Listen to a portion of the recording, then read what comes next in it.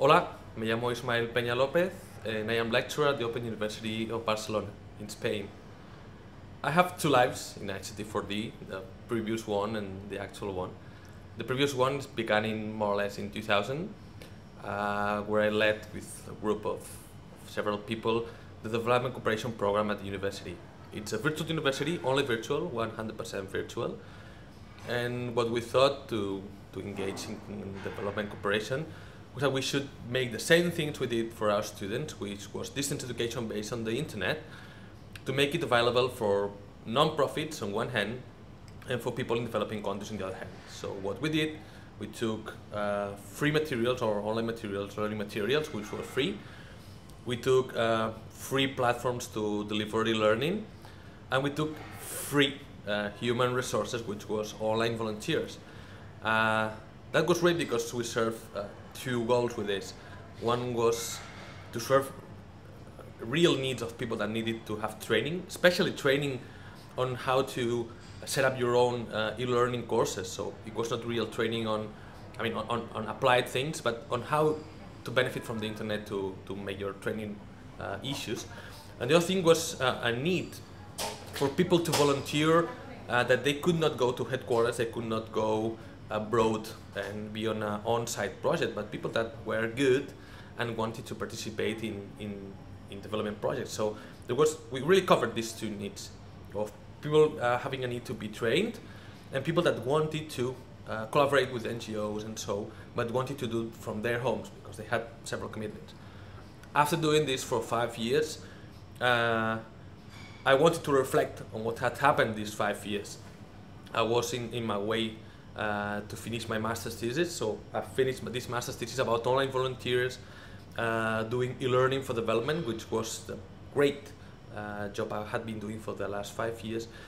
And then I went to the academy and become a scholar and do exactly the same things, but now in this case more on a reflective way on doing research instead of more applied, which was the last things I had been doing.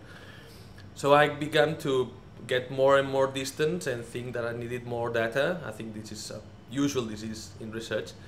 And what I found is that I could not go further because I had reached the top, which is the main indicators of development of the information society, which is in what I am into. I'm about to finish my PhD thesis in e-readiness, as we call it, which is how to measure the digital divide, if you call it in negative, or the development of the information society, if you take it on positive.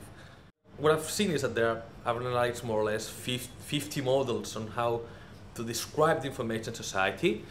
All of them, or most of them, are really interested in the good sense of the word. If you are a telco, you're going to analyze some things, and you're going to measure some things. If you are a government, you're going to analyze some other things. So what I propose is a comprehensive model, which takes several steps. And then I try to locate in 4 tiers of development, digital development to countries. What I've been finding is that, and after doing some regression and some research on this and find some causability, is what evidence seems to tell us every day, but now it's demonstrated that the policies and the governments are not only the key, but are the main factor after education, health, and wealth for information society to happen. So the first factor, if you're rich, you're more likely to do well in information society.